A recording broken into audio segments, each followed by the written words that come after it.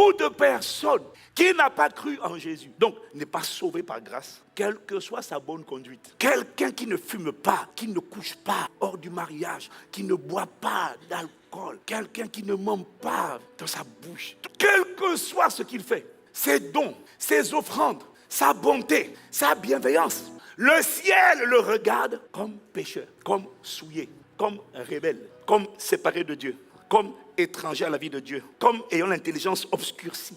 Dieu le regarde comme pécheur, mais il fait le bien, il aime les gens, oui, mais il n'aime pas avec agapé.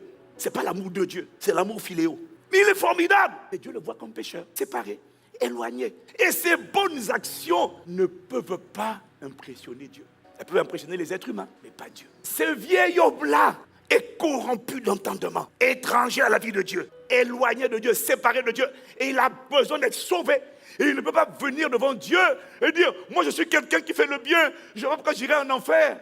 Tout ce qu'il fait ne peut pas suffire à le sauver. Un condamné à mort en prison peut faire le bien. Ce n'est pas ça qui va le faire sortir de prison. La seule chose qui va le faire sortir de prison, ce n'est pas qu'il fasse le bien en prison, parce qu'il est condamné à mort. La seule chose qui peut le faire sortir de prison, c'est l'obtention d'une grâce présidentielle.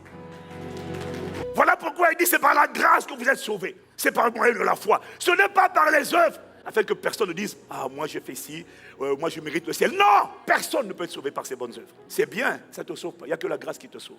Et la grâce ne vient que de Dieu seul, par Jésus-Christ. Mais il m'a dit, quel que soit ce que quelqu'un fait, couche pas, fume pas, boit pas, tous les trucs bien là, vraiment, c'est un enfant exemplaire tant qu'il n'est pas en Christ. Et sa destination, c'est l'enfer. Dieu n'est pas impressionné par lui. Dieu n'est impressionné que par Christ et son sacrifice à la croix. Ne mélange pas la morale et la sainteté.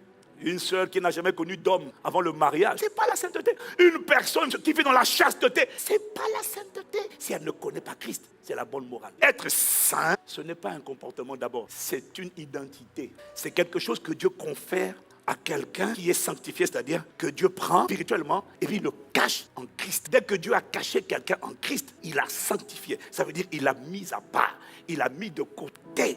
La sainteté, c'est un attribut qui ne peut être conféré que par Dieu. Maintenant, comme Dieu l'a mis à part, l'a caché en Christ, Dieu va lui demander et lui ordonner, parce qu'il est saint, de marcher d'une manière digne de sa position cachée en Christ. Maintenant, comporte-toi comme quelqu'un qui était mis de côté.